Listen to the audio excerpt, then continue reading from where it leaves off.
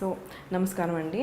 So IVF అనేది చాలామంది చాలా పెద్ద ప్రాసెస్ అనుకుని చాలా భయపడతారు. ఫస్ట్ థింగ్ మీరు ఏం భయపడద్దు.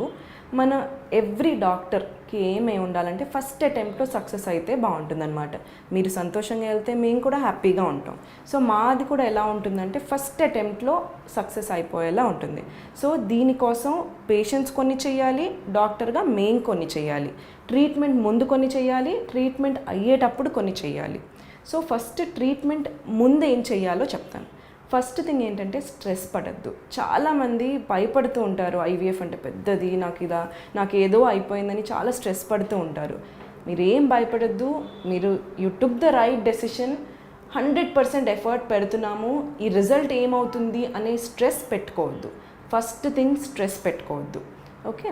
అండ్ స్మోకింగ్ డ్రింకింగ్ హ్యాబిట్స్ ఉంటే కనుక ఆపేసేయండి. ఎందుకంటే స్మోకింగ్ డ్రింకింగ్ వల్ల ఆ ఎఫెక్ట్ మనకి ఎగ్ కానీ స్పర్మ్ మీద కానీ పడుతుంది. మనకి సక్సెస్ కొంచెం తగ్గుతుంది if you are a smoker or a drinker. Next, healthy lifestyle and a healthy diet. Diet is very important. No junk foods and fruits, vegetables, vitamins, minerals ఇవన్నీ include చేయండి మీ డైట్లో. And have a healthy lifestyle. టైంకి పడుకొని at least having 8 hours of sleep, no night duties, night shifts అనేవి వద్దు, stress పడకుండా have at least 30 minutes of exercise daily. Anything, walk కానీ swimming, jogging, 30 minutes of exercise తీసుకుంటే దానివల్ల కూడా కొంచెం సక్సెస్ ఇంప్రూవ్ అవుతుంది. Healthy lifestyle and healthy diet చాలా ఇంపార్టెంట్ అండి.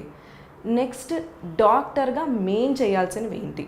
సో ఫస్ట్ థింగ్ ఏంటంటే డాక్టర్గా మీరు అన్నీ చెప్పాలి. మీకు ఏమైనా షుగర్ ఉన్నా, బీపీ ఉన్నా, థైరాయిడ్ ప్రాబ్లమ్స్ ఉన్నా, ఎనీమియా ప్రాబ్లం ఉన్నా, మీకు ముందు ఏమైనా సర్జరీస్ ఏమైనా అయినా అన్నీ ఓపెన్గా చెప్పగలిగితే మేము వాటిని ట్రీట్ చేసి ముందుకెళ్తాం.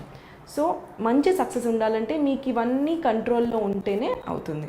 షుగర్ ఉంటే షుగర్ కంట్రోల్ చేసుకోవాలి, బీపీ కంట్రోల్లో ఉండాలి, ఎనీమియా ఉంటే హిమోగ్లోబిన్ని పెంచుకోవాలి. సో ఇవన్నీ చేయాల్సి వస్తుంది. ఇవన్నీ కరెక్ట్ చేసుకుని ట్రీట్మెంట్కి వెళ్ళాలి. దాని తర్వాత మీకు సైకిల్ అయ్యే ముందు యూట్రస్ అండ్ ఓవరీ అంటే గర్భాశయం, అండాశయాన్ని ఒకసారి స్కాన్ చేసుకుని చూసుకోవాలి. అవి బాగానే ఉన్నాయా, యూట్రస్ బాగానే ఉందా, దాని లైనింగ్ బాగానే ఉందా, దాంట్లో ఏమైనా గడ్డలు ఉన్నాయా, లేకపోతే ఆ పొర సరిగ్గా ఉందా లేదా అండాశయాల్లో మనకి నంబర్ సరిగ్గా ఉందా లేదా, ఏమైనా సిస్ట్లా ఉన్నాయా, అవన్నీ చూసుకుని ఏమైనా ఉంటే ఫస్ట్ వాటిని కరెక్ట్ చేసుకుని దాని తర్వాతే ముందుకెళ్ళాలి. యూట్రస్లో ఏమైనా డౌట్ ఉన్నా మనం ఒకసారి 3D స్కాన్ కానీ లేదా హిస్ట్రోస్కోపీ అంటే కెమెరా లోపల పెట్టి ఒకసారి చూసుకుని ఏమైనా అలాంటి చిన్న చిన్న గడ్డలు ఉన్నా అలా ఏమైనా ఉంటే అది తీసేసుకుని ముందుకెళ్ళాలి. నెక్స్ట్, స్కాన్లో మనకి ట్యూబ్స్లో ఏమైనా వాటర్ ఉందా, ట్యూబ్స్ అన్నీ బాగానే ఉన్నాయా అవి కూడా చూసుకోవాలి. ట్యూబ్స్లో వాటర్ ఉంది అనే డౌట్ ఉంటే దానికోసం మనం హెచ్ఎస్జి అంటే ఒక ఎక్స్రే అనమాట, సింపుల్ ఎక్స్రే, అది ఎక్స్రేలా ఉంటుంది. అది తీసుకుని ట్యూబ్లో వాటర్ ఉంటే ఆ ట్యూబ్ని క్లిప్ చేసుకోవడం కానీ కట్ చేసుకోవడం కానీ చేసి అప్పుడే ముందుకెళ్ళాలి. దాని తర్వాత పేషెంట్ పరంగా మేము చెప్పే ఇన్స్ట్రక్షన్స్ అన్నీ ఫాలో అవ్వాలి. మేము ఇచ్చే ఇంజెక్షన్స్ టైంకి తీసుకోవాలి. టైం ఇంజెక్షన్ ఒకటి ఉంటుంది, అది టైంకి తీసుకోవాలి. మేము చెప్పే ఇన్స్ట్రక్షన్స్ అన్నీ మీరు పక్కాగా ఫాలో అయితే మంచి సక్సెస్ రేట్ ఉంటుంది. దాని తర్వాత ప్రొసీజర్లో కూడా మనకి 2 types ఆఫ్ ఎంబ్రియో ట్రాన్స్ఫర్స్ ఉంటాయి. Day 3 ఒకటి, Day 5 ఒకటి. పేషెంట్ కండిషన్ బట్టి Day 5 ఎంబ్రియో ట్రాన్స్ఫర్ చేస్తే కొంచెం ఎక్కువ సక్సెస్ రేట్ ఉంటుంది. అదే మనకి fresh cycle, frozen cycle. Fresh అంటే అదే సైకిల్లో మనం ఎంబ్రియో వేసేస్తాం. ఫ్రోజన్ అంటే ఫ్రీజర్లో పెట్టి నెక్స్ట్ సైకిల్లో వేస్తాం అన్నమాట.